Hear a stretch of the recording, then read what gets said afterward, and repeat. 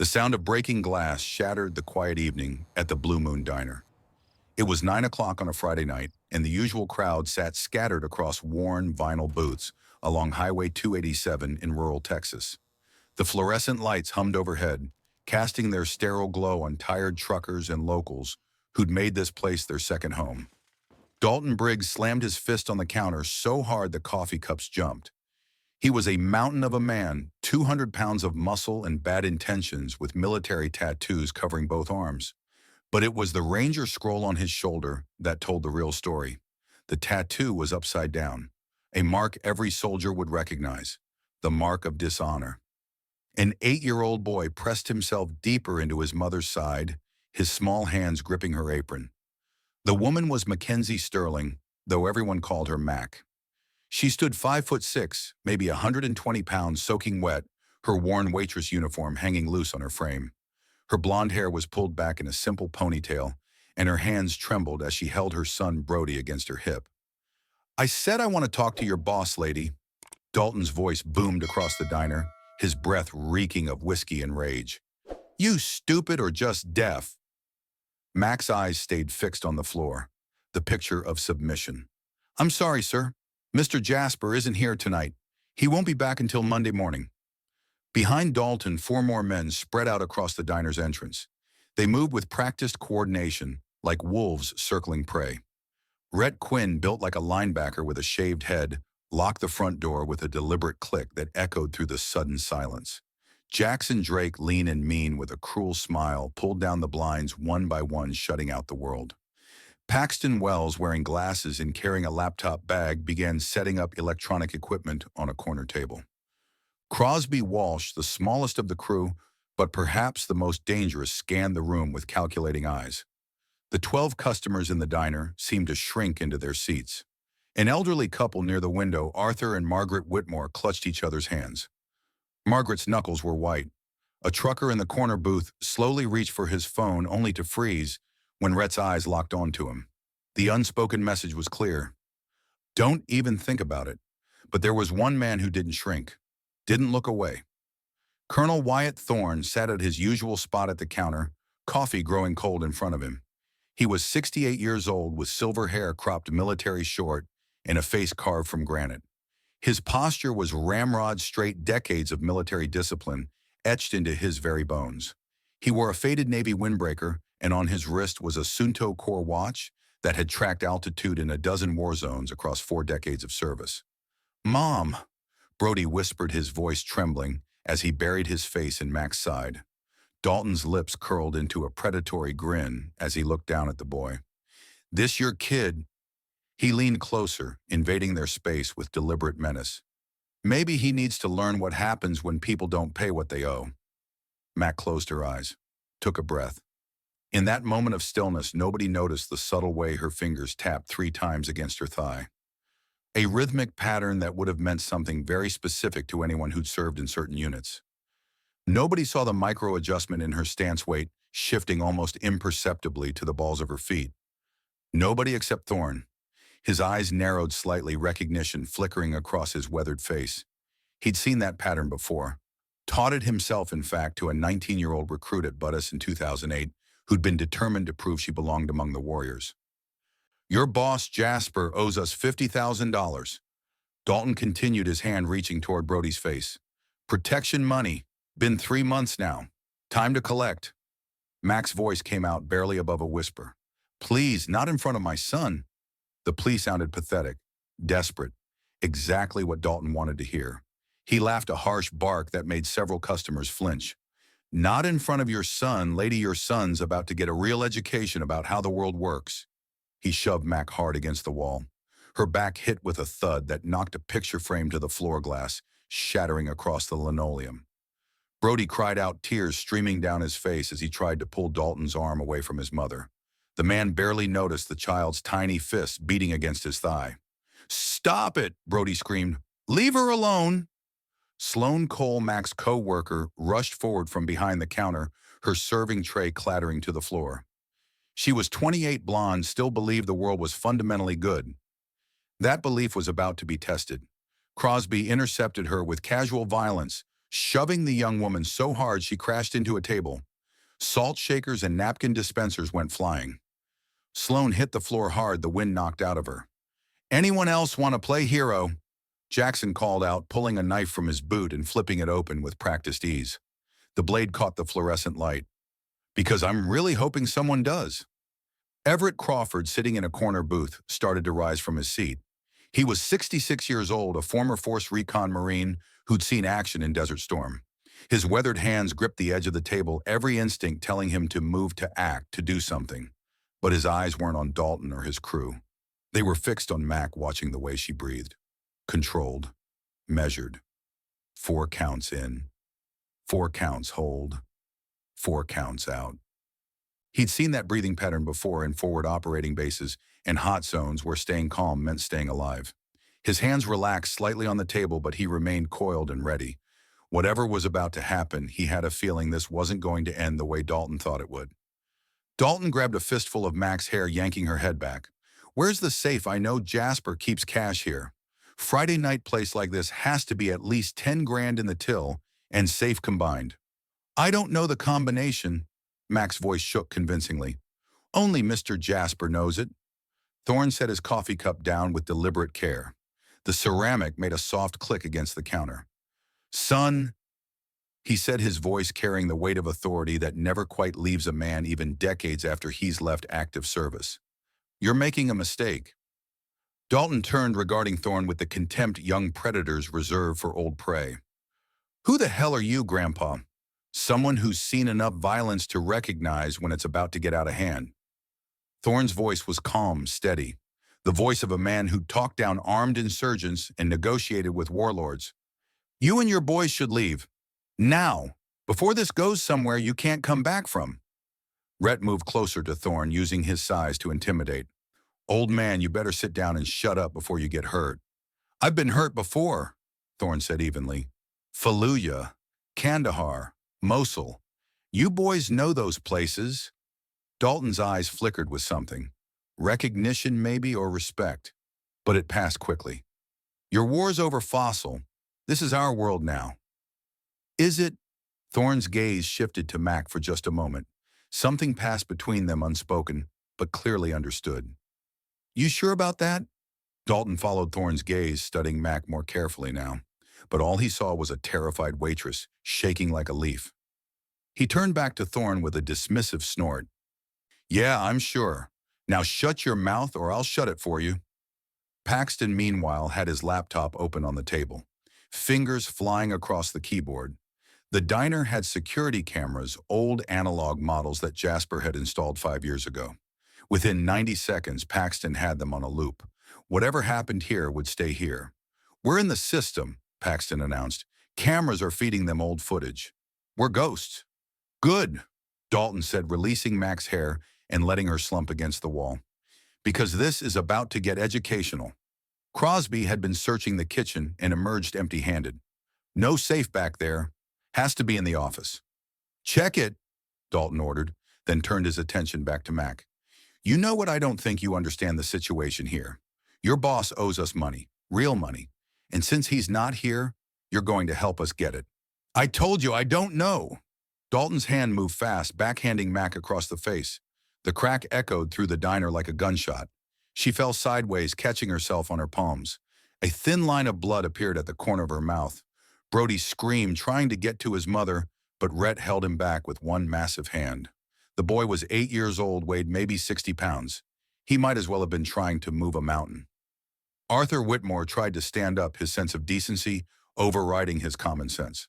"That's enough," he said, his voice shaking with age and indignation. "You've made your point. Leave them alone." Paxton stood up from his laptop, walking over to Arthur with deliberate menace. "You know what your problem is, old man. You still think this is civilization." He knocked Arthur's coffee cup off the table. The hot liquid splashed across the old man's lap, making him cry out in pain. "Newsflash. It's not. It's the jungle, and we're the apex predators." Meanwhile, Mac had pulled herself back to her knees, wiping the blood from her mouth with the back of her hand.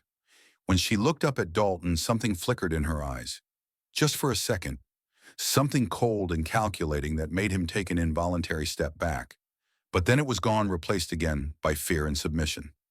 "Please," she whispered, "there's a deposit bag in the register. About $2,000. Take it and go." Dalton laughed.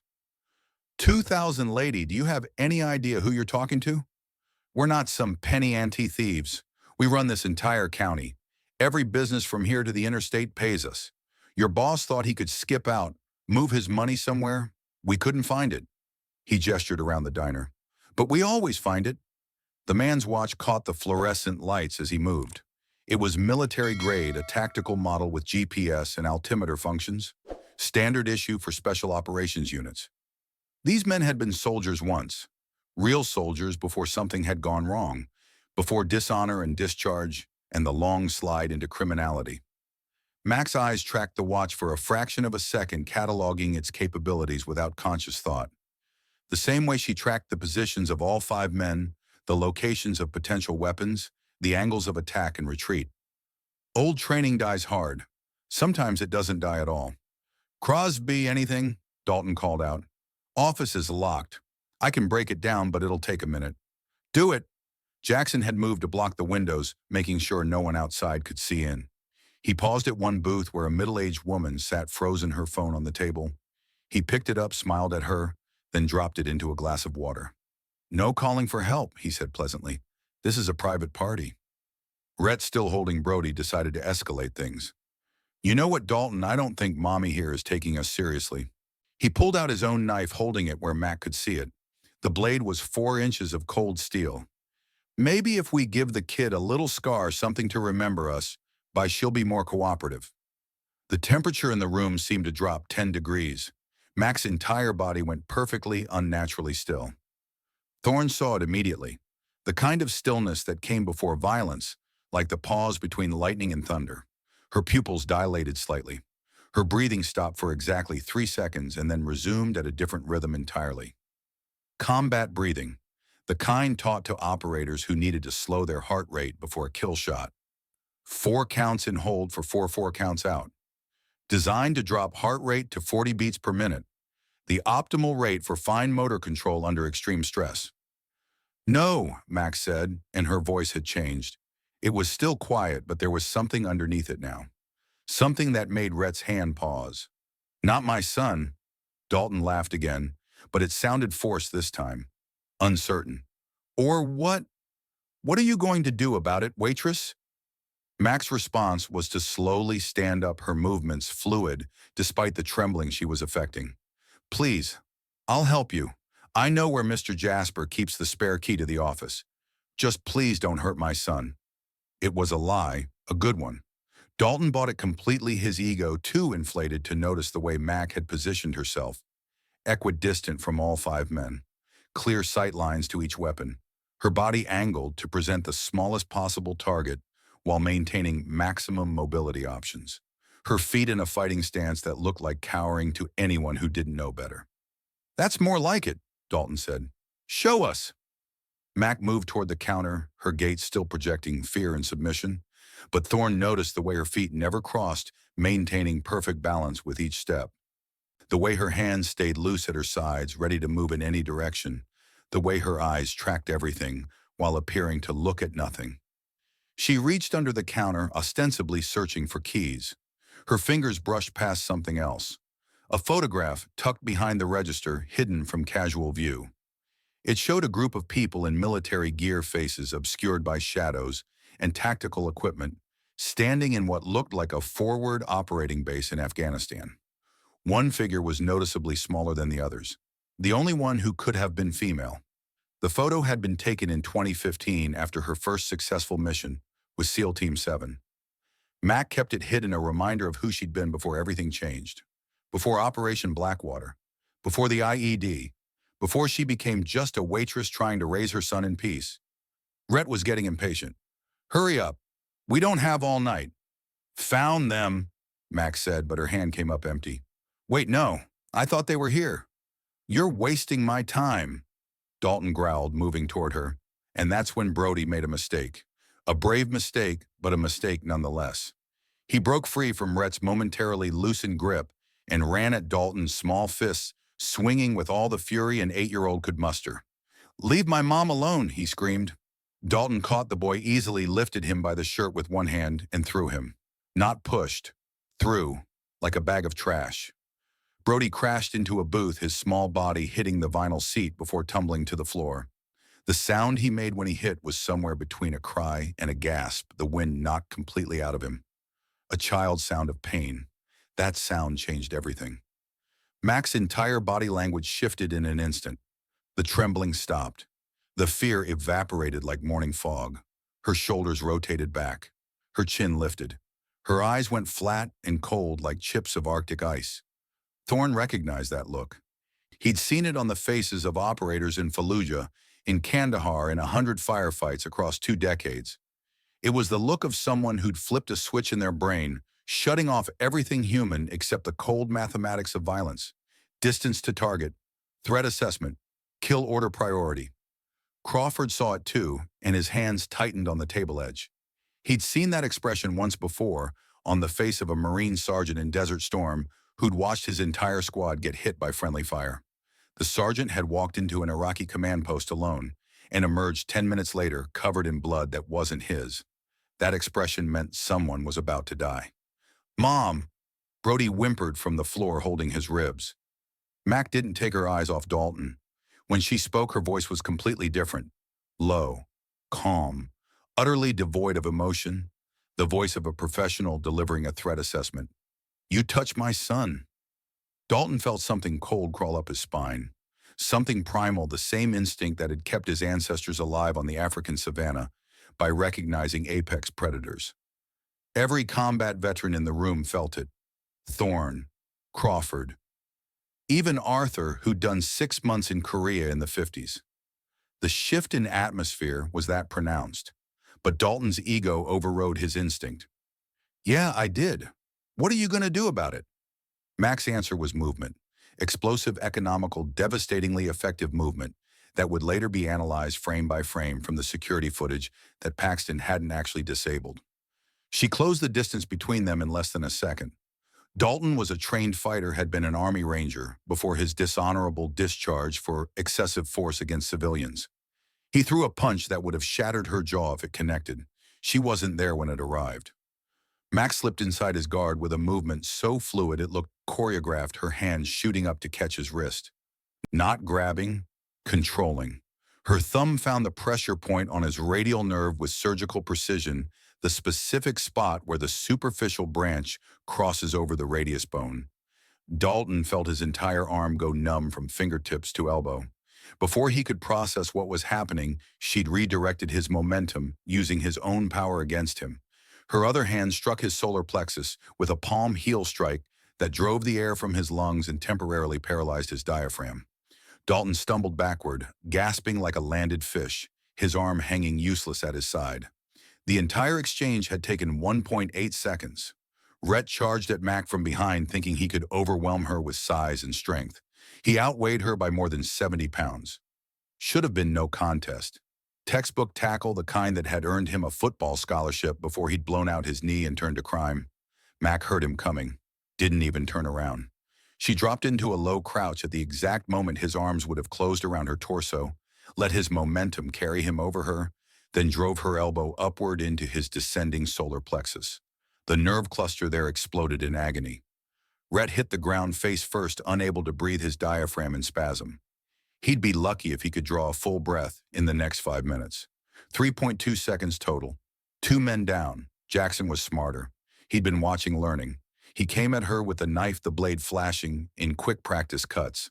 Horizontal slashes designed to open arteries. He'd been trained in Filipino. Kali knew how to use an edged weapon. Should have been an advantage. Mac moved inside the arc of his slash, so close she could smell his cologne. Her forearm blocked his knife hand at the wrist, controlling the weapon at its source. Her knee came up with devastating force, catching him in the groin with the precise striking surface of her kneecap against his pubic bone. As he folded, she maintained control of his knife hand, applying a standing wrist lock that forced his hand to rotate 180 degrees. The knife clattered to the floor. A final strike to his carotid sinus with her knuckles, and Jackson collapsed in a heap, his blood pressure bottoming out as his body's emergency shutdown protocols kicked in. 7.1 seconds. 3 down. Paxton was pulling a pistol from his laptop bag when a heavy ceramic plate thrown with the accuracy of someone who'd spent hundreds of hours practicing precisely this kind of improvised weapon deployment caught him in the temple. The plate hit with the flat surface, distributing force across his temporal bone and inducing immediate traumatic brain injury. He went down like a puppet with cut strings, the gun clattering harmlessly across the floor. 8.9 seconds. 4 down. Crosby Walsh, the smallest and perhaps the smartest of the crew, didn't even try to fight. He'd been in the office breaking the lock when he heard the commotion. He emerged to see 4 grown men, all combat veterans, all bigger and stronger than the blonde waitress laid out like cordwood. He raised his hands, immediately backing away from the woman who just systematically dismantled his entire crew in less than 10 seconds. "I'm out," he said quickly. "I'm done. No fight here." Mac's eyes tracked to him, assessed him, categorized him as a non-threat based on body language and positioning, and moved on, all in the space of a heartbeat. The kind of threat assessment that came from 1,000 hours of CQB training and real-world application. Dalton had recovered enough to breathe.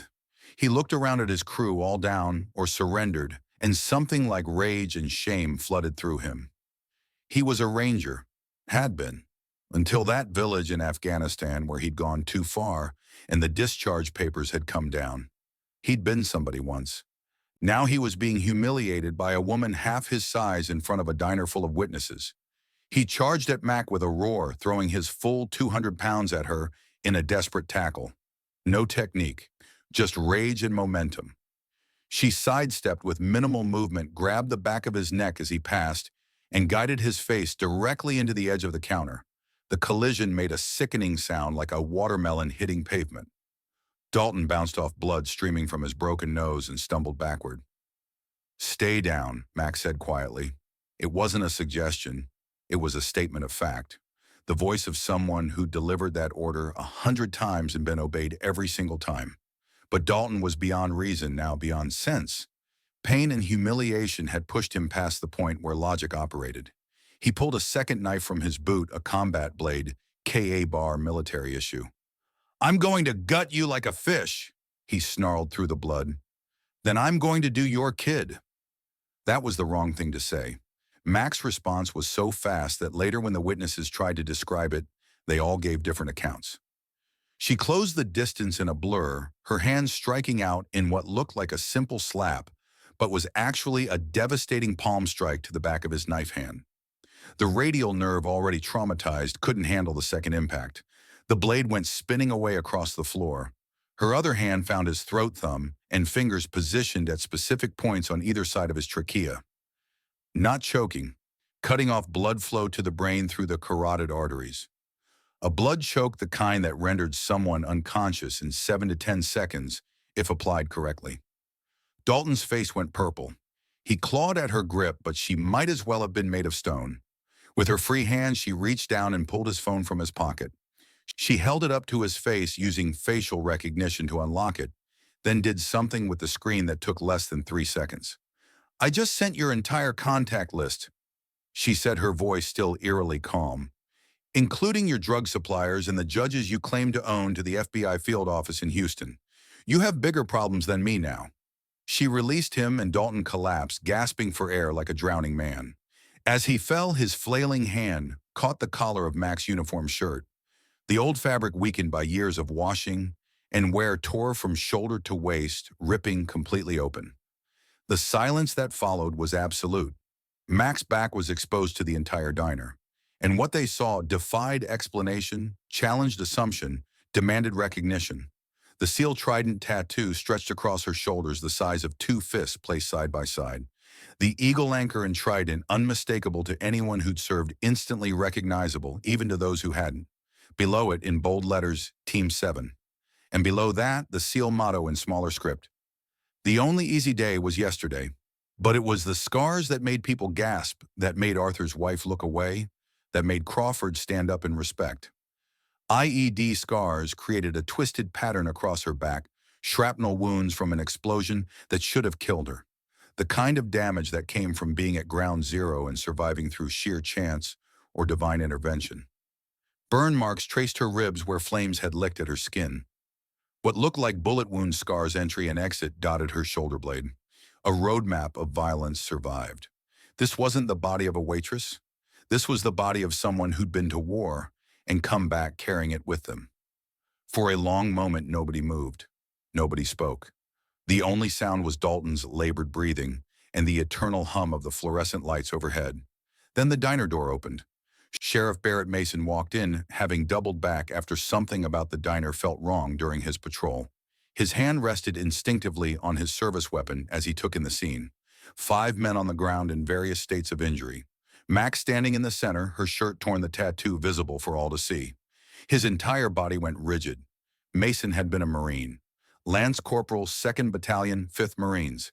He'd done 2 tours in Fallujah during Operation Phantom Fury, seen some of the worst urban combat of the Iraq War. He'd worked with SEALs during the Second Battle, watched them clear buildings with surgical precision while his unit provided support. He knew what that tattoo meant, knew what those scars represented, knew what it took to earn the right to wear that trident. Without hesitation, Sheriff Barrett Mason snapped to attention and saluted. His heels came together with a click that echoed through the silent diner. "Ma'am," he said, his voice formal and filled with a respect that bordered on reverence. "Lance Corporal Barrett Mason, 2nd Battalion, 5th Marines, Fallujah, 2004. He paused, his voice becoming thick with emotion. "We called for SEAL support during Phantom Fury when we were pinned down in the Jalan district. SEAL Team 7 came through hell to reach us. You pulled 50 Marines out of a kill zone under fire. You saved my life, ma'am." Dalton, still on the floor, clutching his throat, looked between them in confusion that was rapidly giving way to horror. What are you doing? Arrest her. She attacked us." Mason ignored him completely, pulling out his phone. "Dispatch, this is Sheriff Mason. I need backup at the Blue Moon Diner. 5 suspects in custody for assault, attempted robbery, and threatening a federal operator." He paused, then added with grim satisfaction, "And contact the Naval Criminal Investigative Service. Tell them we have a situation involving one of their people." "Federal operator?" Rhett wheezed from where he lay. "She's a waitress." Thorne had risen from his seat at the counter. He walked over to Max slowly, his movements deliberate and full of meaning. When he stood before her, he too came to attention. After decades of service, some habits become bone deep. He saluted her with the kind of precision that only came from years of practice. "Petty Officer Sterling," he said, his voice filled with pride and something that might have been tears. "Mission complete." Mac's tactical mask slipped for just a moment. She returned the salute with the same precision, and Thorne could see the weight of memory in her eyes. All the missions, all the firefights, all the brothers and sisters who hadn't come home. Firebase Phoenix, the Jolan District, the Hindu Kush, Operation Blackwater. All of it written in the lines around her eyes. "Colonel Thorne, sir," she said softly, "thank you for your training." Crawford stood up from his booth, recognition dawning on his weathered face like sunrise over the desert. "Force Recon recognizes SEAL," he said, adding his own salute.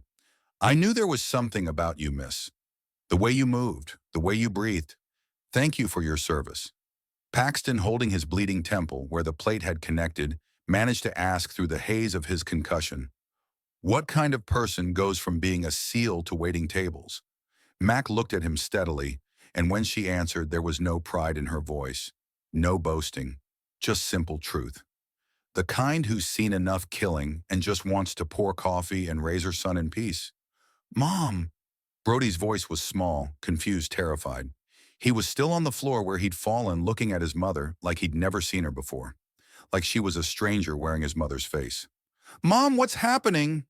Mac's entire demeanor changed instantly. The warrior vanished as completely as if she'd never existed. She rushed to her son, dropping to her knees beside him with none of the tactical precision from moments before. Just a mother terrified for her child. Her hands gently checked him for injuries with the tenderness that only comes from unconditional love. "Are you okay, baby? Does anything hurt?"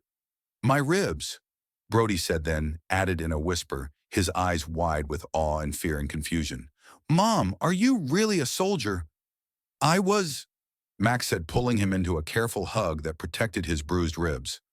"A long time ago." Before you were born. We'll talk about it later, okay? Right now, I just need to know you're safe. You were like a superhero. Brody breathed his 8-year-old brain, trying to reconcile the mother who made him breakfast and helped with homework with the warrior who just dismantled 5 grown men like they were nothing. No, Max said quietly, firmly, needing him to understand this above all else. I was just a sailor doing her job. Dalton had managed to pull himself to a sitting position, his face a mask of shock and growing fear, and something that might have been the beginning of understanding. Blood still dripped from his broken nose pooling on the floor. This is impossible, he muttered. You can't be. Women can't. Can't what? Mason interrupted, his voice cold as a Minnesota winter. Can't be warriors, can't earn the trident, can't serve their country at the highest level, her files classified at levels I don't even have clearance for, but I can tell you this much. If she wanted you dead, you'd be dead. The fact that you're still breathing means she showed restraint. I wouldn't have.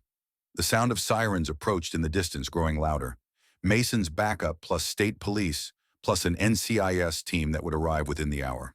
Within minutes, the diner would be flooded with law enforcement, federal agents, investigators. The quiet life Mac had built for herself and Brody was about to become very complicated.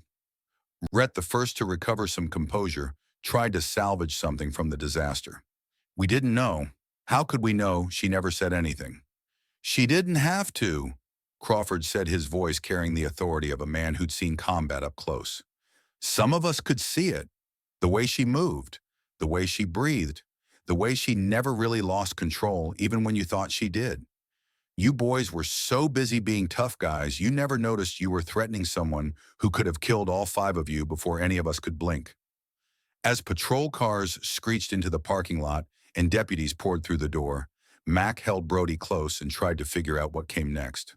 Her carefully constructed cover was blown. Her anonymity shattered. The quiet life she'd built for 3 years had just exploded as surely as that IED in Afghanistan. And somewhere in the back of her mind, a voice she'd tried to silence for 3 years whispered the truth she'd been running from. You can take the warrior out of the war, but you can never really take the war out of the warrior. The only easy day was yesterday, and tomorrow was about to get very hard indeed. Sheriff Barrett Mason's patrol car pulled up to the Blue Moon Diner 3 weeks after the incident. The morning rush was just ending, and Mac was wiping down the counter when he walked in. His expression told her this wasn't a social call. Mac, Mason said without preamble, we need to talk, privately.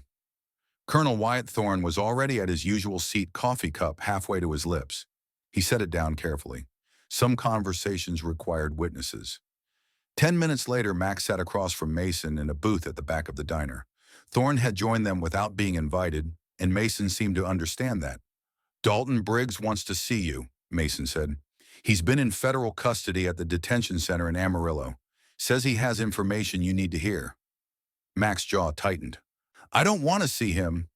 He mentioned Firebase Phoenix, Mason continued. Said it's about your old team. The temperature at the table seemed to drop.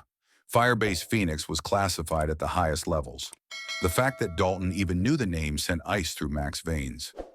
What kind of information? Thorne asked, his voice sharp. He wouldn't say. Only that it's about what happened after. About Team 7. Mac was quiet for a long moment, her fingers tracing patterns on the coffee cup. Firebase Phoenix, August 15, 2008. 50 Army paratroopers pinned down by Taliban fighters' ammunition, running low medevac impossible. SEAL Team 7 had inserted under fire and held the perimeter for 3 hours until extraction arrived. 0 American casualties. 37 enemy KIA.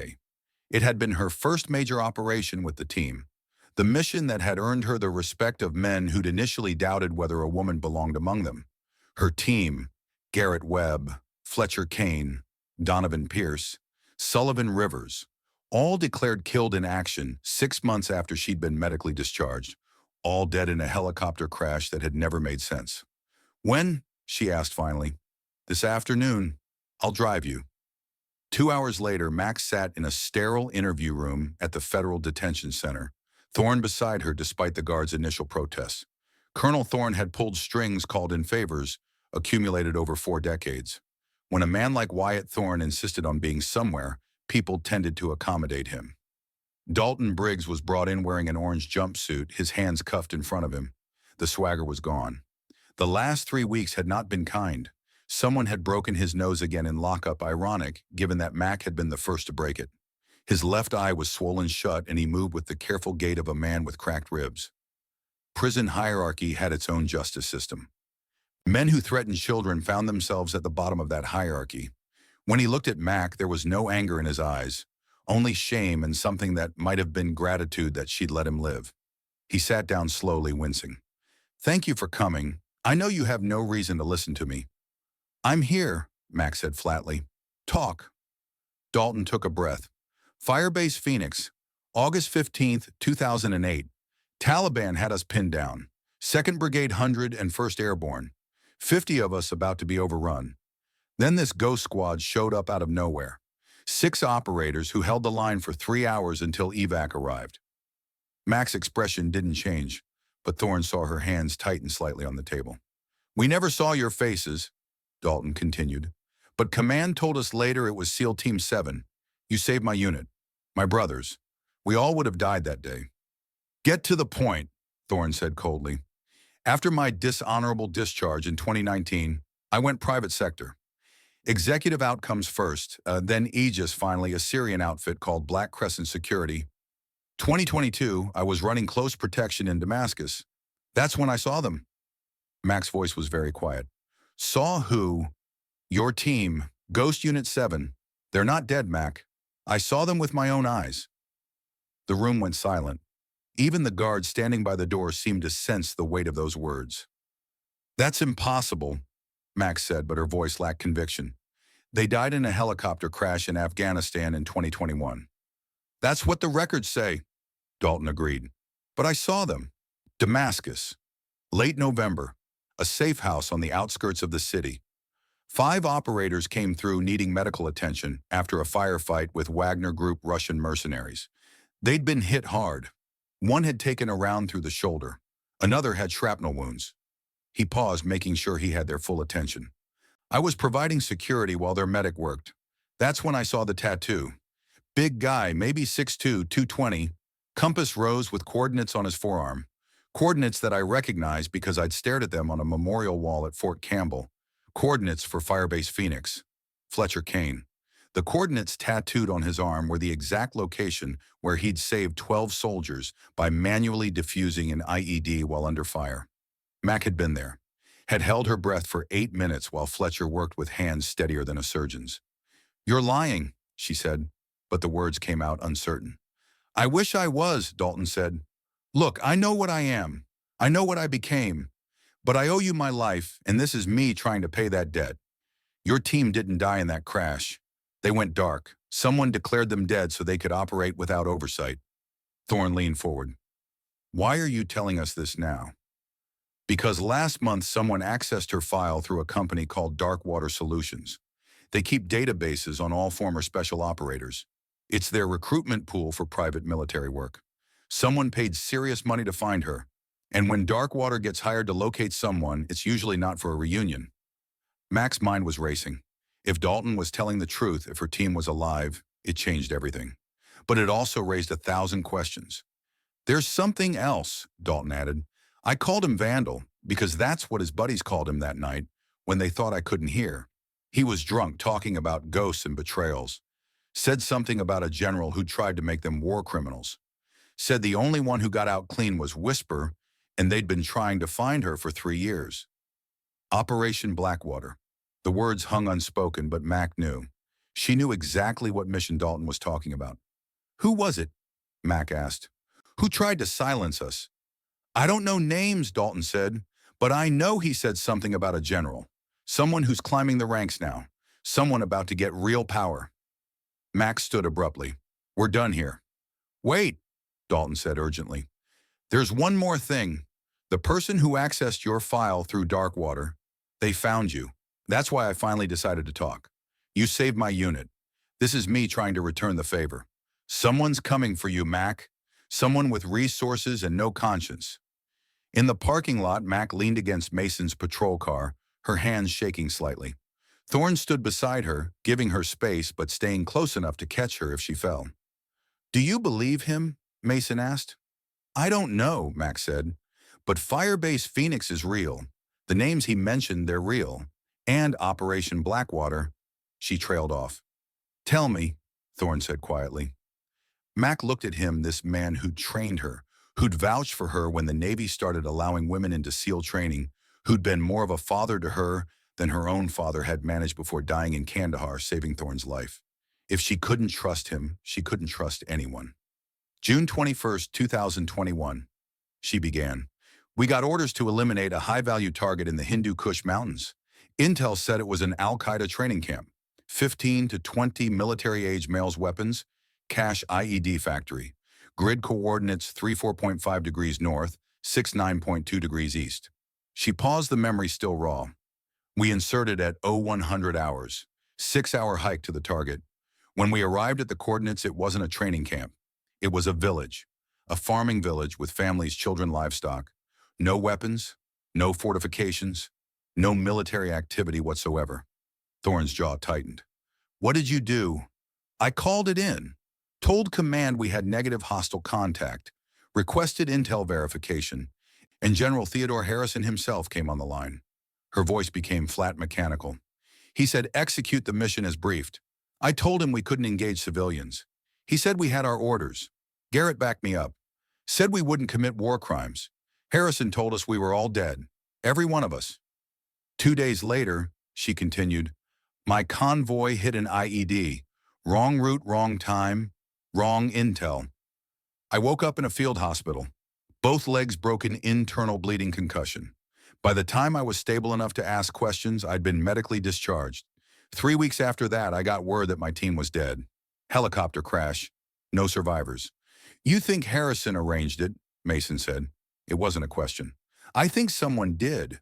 And if Dalton's telling the truth, if they're alive, then they've been hunting Harrison for 3 years. Mac looked at Thorne. "What do I do, Colonel?" Before Thorne could answer, Mac's phone rang. She didn't recognize the number.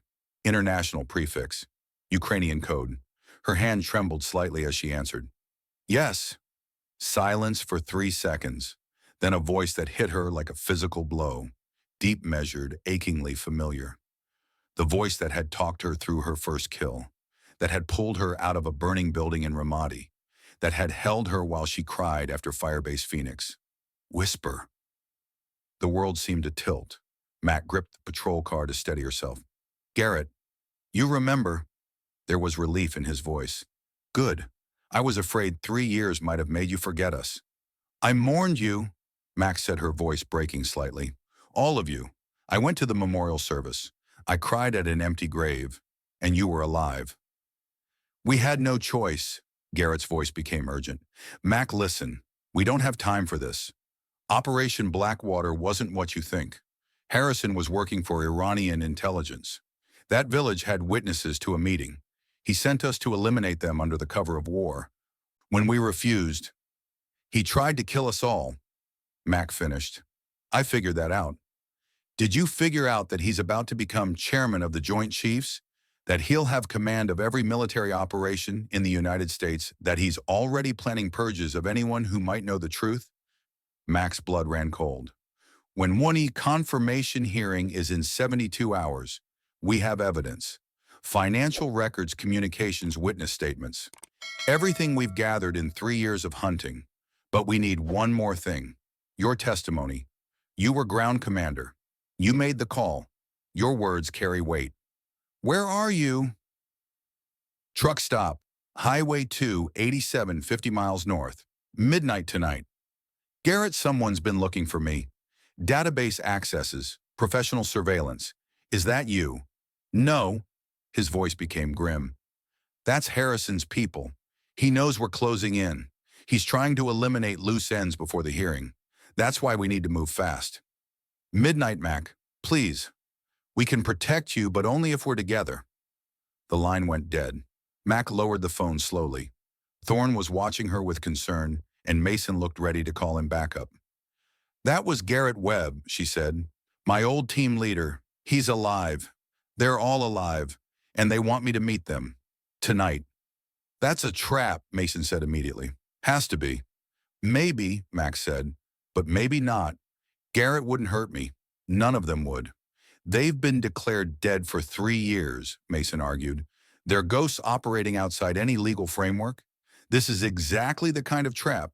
It's not a trap, Mac interrupted. I know these men. I fought beside them. Garrett Webb saved my life in Fallujah.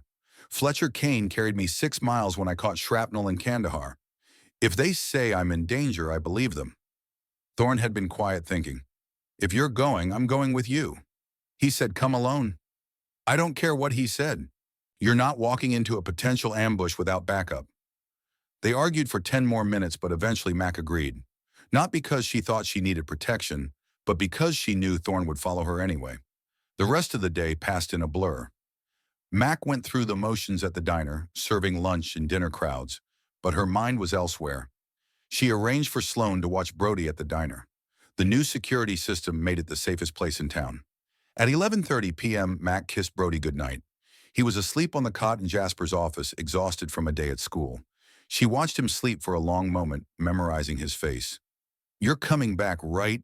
Sloan asked quietly from the doorway. I always come back, Mac said.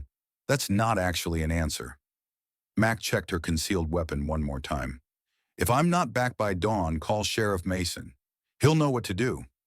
The truck stop was one of those 24-hour places that existed in the margins of America. Diesel pumps glowing under harsh lights, tired truckers moving like zombies. Nobody asking questions. The perfect place for ghosts to meet. Mac parked her truck at the edge of the lot where she had good sight lines and multiple escape routes. Thorne was in his own vehicle 50 yards back, watching through binoculars. At exactly midnight, a figure emerged from the shadows near the diesel pumps. Even after 3 years, even in the dark, Mac recognized Garrett Webb's walk. The slight favor of his left leg from Ramadi. The way he kept his right hand free for weapon access. He looked older, harder. The easy smile she remembered was gone, replaced by something haunted. But when he saw her, his face softened slightly. Whisper, he said, stopping 10 feet away. You look good. You look like hell, she replied. Living as a ghost will do that. He took a slow step forward, hands visible and empty. I'm clean. No weapons, no wire. The others are in the van over there. They wanted to give us a moment. Why didn't you contact me sooner? Because we were dead, Mac. Officially, completely dead. Contacting you would have put you at risk. Harrison has people everywhere. We couldn't chance it until we had enough evidence to move against him. And now you do. Now we do. But we need you. He gestured toward the van. Come on, let them see you. They've missed you. Mac followed Garrett across the parking lot. Every instinct screamed mixed signals. Trust warring with caution, hope battling with suspicion. But these were her brothers. The van's side door slid open, and there they were. Fletcher Kane, call sign Vandal, 6'2", 220 pounds of muscle and mischief. His eyes lit up when he saw her. Holy hell, Whisper. You look good. Donovan Pierce, call sign Hawk, their sniper. He nodded to her, his version of an effusive greeting. Sullivan Rivers, call sign Phoenix, the medic. He was grinning, tears in his eyes. Get in, Garrett said softly. We have a lot to talk about. Mac climbed into the van. The door slid shut behind her, and for a moment she was overwhelmed. Fletcher moved first, pulling her into a bear hug. We thought we lost you. When we heard about the IED, we thought Harrison got you too. He almost did, Max said. Both legs broken. 3 months of rehab. While we were declared KIA, Garrett said bitterly. Harrison tied up all the loose ends. Or tried to. They sat in the van and Garrett pulled out a tablet. We need to show you what we found. For the next 30 minutes, he walked her through 3 years of investigation. Financial records showing $12 million flowing from Iranian shell companies to accounts Harrison controlled. Communications intercepts proving Harrison had been feeding intelligence to enemy forces. Witness statements from 8 intelligence officers who tried to report Harrison and been silenced. And audio recordings. Harrison's voice coordinating with foreign agents. Operation Blackwater was the tip of the iceberg, Garrett explained. That village had 3 people who'd witnessed a meeting between Harrison and an Iranian general. Harrison needed them dead. Sending us was supposed to accomplish two things: eliminate the witnesses and create a war crime he could use to blacklist all of us if we ever talked. When we refused, Fletcher added, he activated Plan B. Kill us for real. Your IED was supposed to be fatal. Ours was supposed to be that helicopter crash. So how are you alive? Mac asked. Because someone in the intelligence community suspected Harrison, Garrett said. They came to us 3 hours before the mission that was supposed to kill us. Gave us a choice: die for real or die on paper and help bring Harrison down. We chose option 2, Sullivan said. Why come to me now? Mac asked. Because in 72 hours there's a Senate confirmation hearing. Harrison's being confirmed as chairman of the Joint Chiefs. After that, he's untouchable. We have evidence, but we need your testimony. Before Mac could answer, her phone buzzed. A text from Sloan. All caps. Mac, get back here now. Military at diner. Saying they have warrant for your arrest. Brody is scared. Mac's blood turned to ice. She showed the text to Garrett. He's moving first, Garrett said grimly. Classic Harrison. Mac was already moving. I have to get back. My son. We're coming with you, Fletcher said immediately. The van roared to life. Mac pulled out her phone and called Thorne. Colonel Harrison's making his move. Get to the diner, now. Already on my way. Thorne's voice was calm. I called in reinforcements. The Gray Lions are mobilizing. The what? You'll see.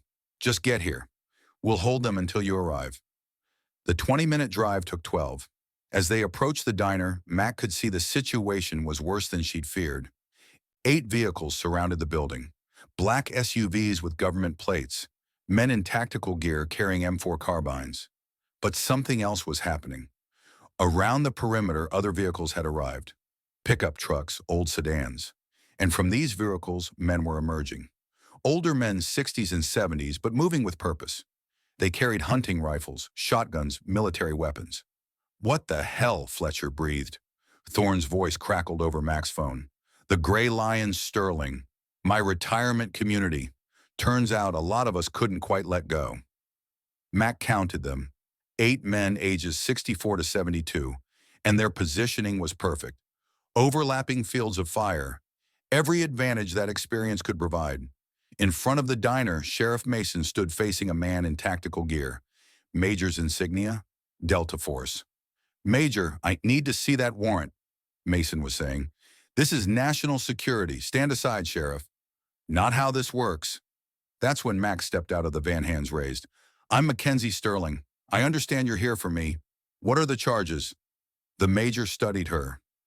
Petty Officer Sterling, you're under arrest for treason, espionage, and conspiracy against the United States. Treason, Mac kept her voice level. Based on what evidence? That's classified. Convenient. Thorne's voice rang out. He stepped into view. Major, I'm Colonel Wyatt Thorne, United States Navy, retired. What's your name? The major hesitated. Major Colt Donovan, sir. Major Donovan, who authorized this operation? General Harrison, sir. Direct orders. And did General Harrison explain why? No, sir. Need to know basis. Thorne nodded slowly. Major, I'm going to tell you something. Petty Officer Sterling is one of the most decorated operators in SEAL history. So when someone orders her arrested for treason, I get suspicious. Sir, I have my orders. I'm not finished, Major. Did General Harrison tell you about Operation Blackwater? About the civilian village he ordered her to massacre? About how she refused that illegal order? And how he's been trying to silence her ever since? The major's expression flickered. Doubt. I didn't think so, Thorne continued. Major, you can follow illegal orders from a compromised general, or you can stand down and hear the truth. What's it going to be? For a long moment, nobody moved, but his second-in-command, a captain named Bradford, stepped forward. Sir, we can't just take their word for it. These men are listed as KIA. This could be enemy disinformation. Captain's right, another operator said. We have our orders from a 3-star general. We can't just abandon mission based on some audio file. Major Donovan looked torn. His training said follow orders. His instinct said something was very wrong. Thorne spoke up. Major, I understand your position, but look around. These 8 men behind me. He gestured to the Gray Lions. Former SEALs, Force Recon Rangers. Combined service of over 250 years. Every one of them volunteered to be here tonight, not because they're ordered, because they recognize treason when they see it. Everett Crawford, the 66-year-old Force Recon Marine, stepped forward. Son, I was at Desert Storm. I've worked with Delta Force operators. I know what good soldiers look like, and I know what corrupt leadership looks like. That audio recording, that's a traitor giving orders. You following those orders doesn't make you a good soldier. It makes you complicit. Major Donovan looked at his team, saw the doubt on their faces, looked at the Gray Lions, old warriors who'd shown up to protect one of their own, looked at Max standing with her son, a woman who'd earned the trident and refused to murder civilians. Play the recording again, Donovan said finally. Garrett played it. This time every Delta operator listened carefully, heard Harrison's voice discussing weapons shipments, intelligence sharing, elimination of witnesses. When it ended, Captain Bradford lowered his weapon. That's not national security. That's treason. One by one, the Delta team lowered their weapons. Major Donovan made his decision. What do you need from us? Mac felt something break open in her chest. We need you to help us stop him. There's a Senate hearing in 72 hours. But first we need to make sure my son is safe. Your son's fine, Sloan called from the diner. Brody appeared beside her, scared but unharmed. Mom! Brody ran to her and Mac caught him up. It's okay, baby. Everything's going to be okay. Garrett approached Major Donovan. We need to move fast. Harrison will know his team failed. Then we go to Washington, Thorne said. Tonight. With what army? Fletcher asked. Thorne looked around. 4 Ghost Unit operators, 8 Delta Force defectors, 8 Gray Lions, 1 sheriff, and 1 mother who'd do anything to protect her son. With this army, with warriors who still remember what honor means. Mac held Brody close. She'd tried to leave the war behind, but the war had found her anyway. Now she had a choice. Run and hide or stand and fight. She looked at Garrett, at her brothers, at Thorne, at the Gray Lions, at Major Donovan and his team. Okay, she said finally. Let's finish this. Let's show them what happens when you back true operators into a corner. Garrett smiled. Welcome back, Whisper. We've missed you. The war wasn't over. It was just beginning. But this time Mackenzie Sterling wasn't running. Tomorrow they were going to war. The secure Senate chamber was nearly empty at 3 o'clock in the morning. Only 12 senators sat in the gallery, their faces drawn with exhaustion and growing horror as they listened to testimony that would reshape American military history. Senator Cordell Jamison, 72 years old and a former Navy aviator, presided over the emergency session with the gravity it deserved. The chamber's marble walls seemed to absorb the weight of the words being spoken. Outside, armed Capitol Police stood guard, ensuring no one interrupted what was happening inside. This was classified testimony, the kind that would remain sealed for decades, but its effects would ripple through the Pentagon immediately. Colonel Wyatt Thorne stood at the witness table, his posture military perfect despite his age in the late hour. He'd been testifying for 20 minutes, establishing his credentials, his decades of service, his training of hundreds of Navy SEALs. Now he was getting to the heart of it. Senators, I've trained the best warriors this nation has ever produced, Thorne said, his voice carrying clearly through the chamber. I've seen courage in forms most people can't imagine, but I've never trained anyone like Petty Officer Mackenzie Sterling. He paused, letting that sink in. When women were first allowed to attempt SEAL training in 2015, I was skeptical. Not because I doubted women's capabilities, but because I'd seen how brutal the training was. I thought modifications would be necessary. Petty Officer Sterling proved me wrong. She completed Hell Week without a single modification, surf torture in 50-degree water, log PT carrying telephone poles, drown proofing with hands and feet bound. She passed every test, met every standard, and she did it while being held to a higher standard than any male candidate, because everyone was watching, waiting for her to fail. Senator Jamison leaned forward. Colonel Thorne, we appreciate this context, but please get to the matter at hand. Operation Blackwater. Yes, sir. Thorne's expression hardened. June 21st, 2021. SEAL Team 7 was tasked with eliminating what intelligence described as an al-Qaeda training facility in the Hindu Kush Mountains. The mission package indicated 15 to 20 military-age males weapons, cache IED manufacturing. Standard direct action target. He pulled out a tablet and displayed images on the chamber screens. This is what they actually found.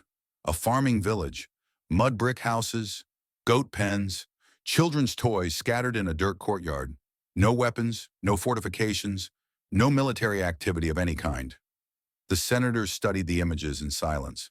Petty Officer Sterling, as ground commander, made the call. She reported negative hostile contact and requested mission abort. The response came directly from General Theodore Harrison himself. Thorne pressed a button and audio filled the chamber. Sterling's voice controlled despite the obvious stress. "Command, this is Sterling. We have negative contact. I repeat, no hostiles on target. Multiple civilians, including children. Request intel verification and mission abort." Harrison's voice clipped and cold. "Sterling, execute the mission as briefed." "Sir, the target package is wrong. These are non-combatants, women and children. We cannot engage." "You have your orders, Petty Officer. Execute or face court-martial for insubordination." A new voice, Garrett Webb. "Command, this is Webb. SEAL Team 7 cannot engage these targets. This would constitute a war crime under the Geneva Convention. We are requesting immediate mission abort and extraction." Harrison's voice turned deadly quiet. "Commander Webb, Petty Officer Sterling, you are all making a grave mistake. You will execute this mission or I will personally ensure that every one of you faces the consequences." "Do I make myself clear?" "Crystal clear, sir," Webb responded. "We refuse the order. We will not murder civilians. We're extracting now." The audio ended. The silence in the chamber was absolute. 48 hours after that conversation, Thorne continued, Petty Officer Sterling's convoy hit an IED. Both legs broken, internal bleeding, severe concussion. The route they were on wasn't supposed to be their route. The intel placing them there came from General Harrison's office. 3 weeks later, while Sterling was still in recovery, the rest of SEAL Team 7 was declared killed in action. Helicopter crash, no survivors, no bodies ever recovered because the crash site was conveniently in enemy-held territory. Senator Jameson's expression was grave. "Colonel, you're suggesting that General Harrison orchestrated the deaths of 5 Navy SEALs to cover up an attempted war crime." "I'm not suggesting it, Senator. I'm stating it as fact, and I have 4 witnesses to prove it." At his signal, the chamber doors opened. Garrett Webb Fletcher, Kane Donovan Pierce, and Sullivan Rivers walked in wearing their dress uniforms. The SEAL tridents on their chests caught the light. Dead men walking and breathing. The senators rose from their seats in shock. Senator Jameson gripped his desk to steady himself. "Commander Webb, you're listed as killed in action in 2021.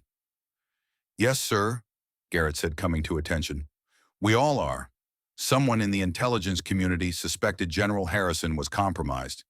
They came to us before the mission that was supposed to kill us. Gave us a choice. We chose to live and gather evidence." "What evidence?" Senator Jameson asked. For the next hour, Garrett and his team presented their findings. Financial forensics showing $12 million flowing from Iranian shell companies to accounts Harrison controlled. SWIFT transfer records with routing numbers that match patterns from Iran and Contra-era operations. Communications intercepts proving Harrison had been feeding targeting intelligence to enemy forces. Witness statements from 8 intelligence officers who tried to report Harrison and been silenced through forced retirements, reassignments, or in 2 cases, mysterious accidents. The evidence was overwhelming, meticulously documented, impossible to dismiss. Senator Jameson looked older by the time they finished. "We need to hear from Petty Officer Sterling herself," he said quietly. "The decision on the ground was hers. Her testimony is critical." Mac had been waiting in an adjacent room, Brody sleeping on a couch beside her. Sloan sat with them. When the door opened and a Senate aide called her name, Mac kissed her son's forehead and walked into the chamber. She wore her dress uniform. The SEAL trident on her chest seemed to glow in the chamber's lights. Her ribbons told a story of valor, of deployments, of missions completed under fire. She took the witness stand and was sworn in. Senator Jameson studied her for a long moment before speaking. Petty Officer Sterling, thank you for your service and for your testimony tonight. I know this can't be easy. No, sir, Max said quietly, but it's necessary. Tell us in your own words what happened on June 21st, 2021. Mac took a breath. When she spoke, her voice was steady, professional. We inserted via MH-47 Chinook at 0100 hours 6 kilometers from the target. Standard patrol formation moving through mountainous terrain. Mission brief indicated we were eliminating an Al-Qaeda training facility at coordinates 34.5 degrees north, 69.2 degrees east. She paused, remembering. We reached the target at 0315, established overwatch position. What we observed didn't match the intelligence package.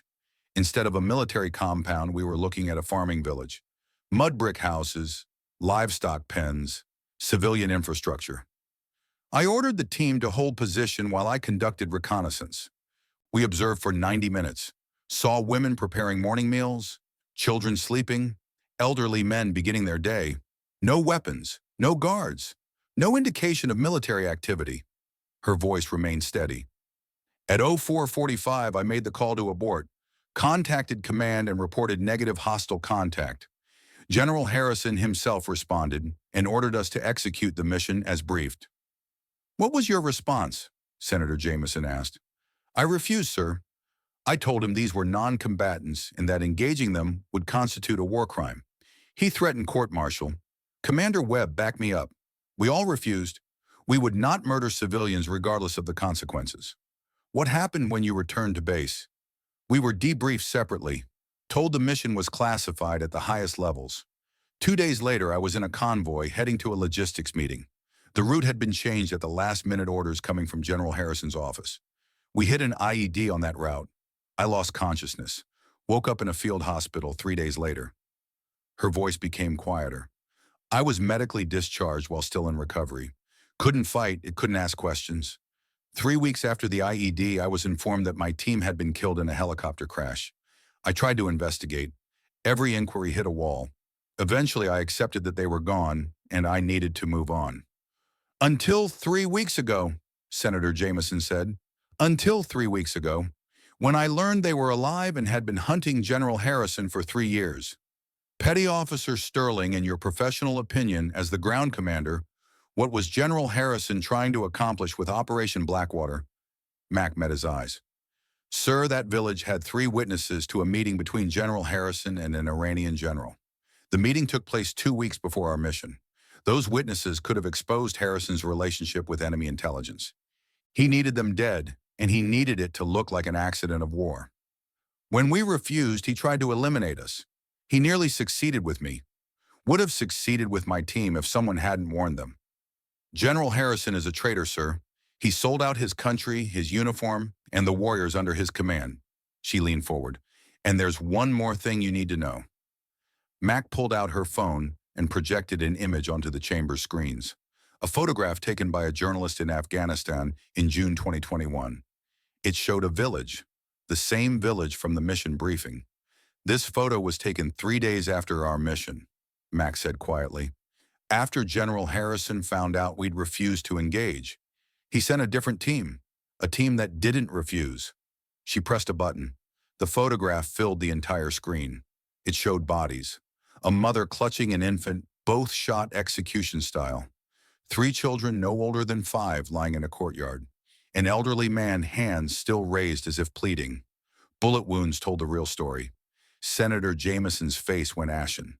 Another senator turned away, unable to look. A third was openly weeping. These people had names. Mac continued, her voice steady, despite the horror on screen. Amina Rashid, age 32, mother of 4. Youssef Ahmadi, age 7. Fatima Hassan, age 68. They weren't terrorists. They weren't combatants. They were farmers who happened to witness a meeting they shouldn't have seen.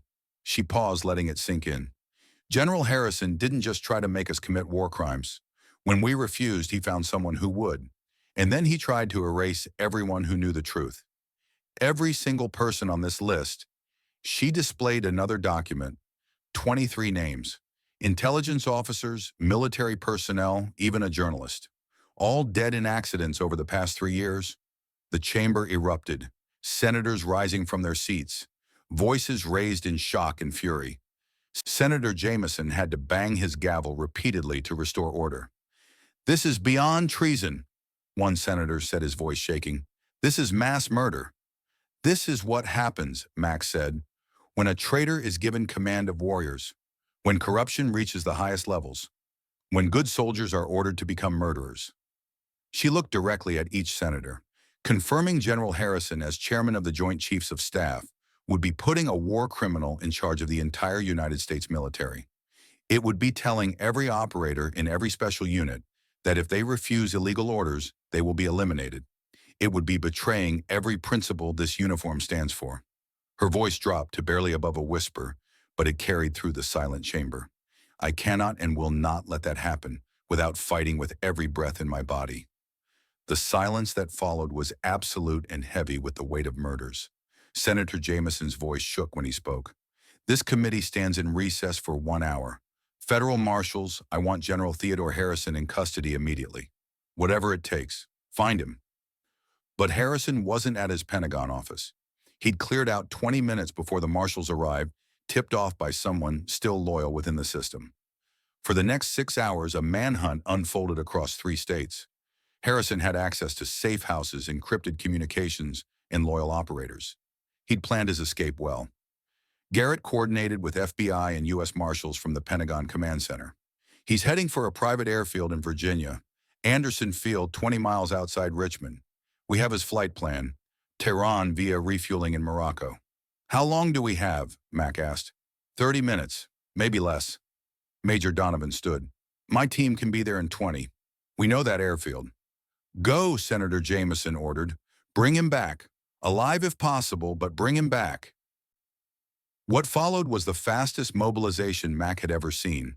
Donovan's team, 3 FBI tactical units, U.S. Marshals and MPs converged on Anderson Field as Harrison's chartered Gulfstream was taxiing toward the runway. The pilot saw the roadblock too late. Spike strips shredded the aircraft's tires. Armed agents surrounded the plane. Harrison emerged with his hands up, but his expression wasn't defeated. Even now, he was looking for angles for leverage. Major Donovan led the arrest team. As he cuffed Harrison, the general looked past him to where Mac stood with Garrett and the team. "You," Harrison said, focusing on Mac, "you destroyed everything. A brilliant career, a crucial intelligence network, operations that were keeping this country safe." "You were keeping this country safe." Mac's voice was ice. "You ordered the execution of civilians. You tried to murder the operators who refused to become war criminals. You sold intelligence to enemy states. That's not protecting America. That's betraying everything the uniform stands for." Harrison's composure cracked. "You self-righteous child. You have no idea what's necessary at this level, the deals that have to be made." "I know the difference between compromise and treason," Mac said, "and I know that people died because you were too much of a coward to face the consequences of your corruption." Federal agents found $2 million in cash in Harrison's luggage, classified documents, and a laptop containing communications with Iranian intelligence. They also found a list. 23 names. Mac's name was at the top with a notation, "Priority target, eliminate before confirmation hearing." As Harrison was led away, Garrett stood beside Mac. "It's over. He's done." But Mac was staring at the list. 23 people Harrison had marked for death, some already dead. Accidents and suicides, stretching back 3 years. "It's not over," she said quietly. "His network is still out there." "Then we hunt it," Garrett said simply. "That's what we do." 6 months later, the Blue Moon Diner looked the same from the outside. Same neon sign, same cracked parking lot. But inside, everything had changed. The lunch rush was winding down. Mac moved between tables with the easy confidence of someone who'd finally made peace with who she was. No more hiding, no more pretending. The bell above the door chimed and Brody's 3rd grade class filed in, chattering excitedly. Today was the day. Career day field trip to the diner. Mrs. Henderson, his teacher, smiled at Mac. "Thank you for agreeing to this, Ms. Sterling. The children are very excited." Mac had worn her dress uniform for the occasion. The seal trident gleamed on her chest. Brody stood beside her, bursting with pride. My mom's a Navy SEAL, he announced to his classmates. She protects people. The children gathered around, eyes wide. Mac knelt down to their level. Does anyone know what the military does? She asked. Hands shot up. They fight bad guys. They have cool guns. They protect America. All true, Max said. But being in the military isn't just about fighting. It's about service, about protecting people who can't protect themselves, about doing what's right even when it's hard. A little girl raised her hand. Were you ever scared? Max smiled. Every single day. Courage isn't about not being afraid. It's about doing your duty even when you're terrified. It's about standing up for what's right even when it costs you everything. Did you ever have to fight? A boy asked. Yes, Max said simply. She didn't elaborate, didn't need to. The girl asked quietly, can girls really be SEALs? Mac looked at her, saw the hope and uncertainty in her eyes. Anyone with courage, dedication, and honor can serve this nation. Your character matters. Your determination matters. Boy or girl doesn't matter. What matters is what's in here. She touched her chest. And here. She touched her head. The door opened again. Colonel Thorne walked in, also in dress uniform, his chest full of ribbons. The children's eyes went even wider. This is Colonel Thorne, Max said. He trained me. He's the reason I became a SEAL. Thorne stepped forward. I'm going to tell you all something important. I trained hundreds of Navy SEALs over 40 years, men and women. And you want to know something? Your teacher here, he gestured to Mac, was the best student I ever had. Man or woman, she was number one. Period. A boy raised his hand. What made her the best? Thorne thought for a moment. She never gave up. When the training got hard, and it's the hardest training in the world, she kept going. When people said women couldn't do it, she proved them wrong. When she was given orders to do something wrong, something that would hurt innocent people, she refused, even though it cost her everything. He looked at Mac with unmistakable pride. That's what makes someone great, not how strong they are, not how fast they can run, but whether they do the right thing when it costs them everything. The children were silent, absorbing this. Mrs. Henderson had tears in her eyes. Can we see your tattoo? Brody asked suddenly. The one with the eagle. Mac looked at the teacher, who nodded. She turned, letting the children see the SEAL trident tattoo visible above her collar. This is called a trident, she explained. You earn it by completing the hardest training in the military. It means you're part of a team, a family of warriors who protect this country. What are the scars from? Another child asked, seeing the edge of scar tissue. From doing my job, Max said simply. Sometimes protecting people means you get hurt, but it's worth it. After the children left chattering excitedly about SEALs and heroes and courage, Thorne and Max stood together by the counter. You did good, Thorne said. You think any of them understood? The ones who needed to, Thorne replied. That little girl who asked if girls could be SEALs, you just changed her life. 20 years from now, maybe she'll be wearing that trident too, because she saw you and knew it was possible. The door opened once more. Garrett, Fletcher, Donovan, and Sullivan walked in, along with Major Colt Donovan and 3 of his former Delta team, and behind them, the Gray Lions, all 8 of them led by Everett Crawford. Family dinner, Fletcher asked, grinning. Family dinner, Mac confirmed. They gathered around a large table in the back. Sloan brought out plates piled with burgers and fries. Brody sat between Garrett and Thorne, peppering them with questions about missions and tactics. Watching them, Mac felt something settle in her chest. Peace or purpose. The two weren't mutually exclusive anymore. Her phone buzzed. An alert from Senator Jameson. Commander Sterling, we have a developing situation. A CIA officer has gone missing in Ukraine with intelligence on Russian black sites. Last known location was Kiev 48 hours ago. We believe he's being held by FSB. This is time sensitive. Can Sentinel Protocol mobilize? Mac read the message twice, looked at her team laughing and eating, looked at Brody safe and happy. She could say no. That was the point of Sentinel Protocol. Missions were voluntary. But as she watched these men, her brothers, she realized something. Family and duty weren't separate anymore. They were wound together. She stood and cleared her throat. The conversation stopped. We have a mission, she said simply. No one argued. Fletcher was already calculating travel time. Donovan was mentally reviewing contacts. Sullivan was thinking through medical scenarios. Garrett was waiting for orders. When? Garrett asked. 24 hours, full brief in 1 hour. Mac looked at Sloan. Can you watch Brody overnight? Of course. Brody looked up at his mother. You have to go. Mac knelt beside him. Yes, baby. Someone needs help. The important kind. The important kind. Will you come back? Mac pulled him close. I will fight with everything I have to come back to you. Every single time. That's a promise I will never break. Brody hugged her tight, then looked at the team. You guys better protect my mom. Kid, Fletcher said seriously, your mom protects us.